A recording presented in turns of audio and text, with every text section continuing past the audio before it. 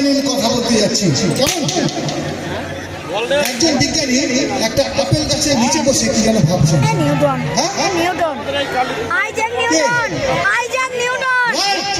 Sir Isaac Newton. Sir Isaac নিউটনের কথাই আমি বলতে যাচ্ছিলাম। আমার এখানে ছোট্ট বাচ্চারা সেটা বলেই দিল। উনি ভাবতে ভাবতে কি তৈরি করলেন? গ্র্যাভিটেশন, তাই না? মাধ্যাকর্ষণ। মাধ্যাকর্ষণ আবিষ্কার করলেন। আর আমরা ম্যাজিশিয়ান না, মাধ্যাকর্ষণে সবাই একসঙ্গে চেয়েছিল না, আমরা মাধ্যাকর্ষণের বিপক্ষে দিয়ে ম্যাজিক দেখাই, তখন ম্যাজিক ভালো লাগে। তেমন একটা ম্যাজিক দেখো, আমার কাছে একটা গ্লাস রয়েছে, পরিষ্কার একটা গ্লাস দেখা যাচ্ছে। এই গ্লাসের মধ্যে এক গ্লাস জল ঢেলে দিচ্ছি। এটা পরিষ্কার এক গ্লাস জল। আমার কাছে আছে একটা ম্যাজিক স্টিক।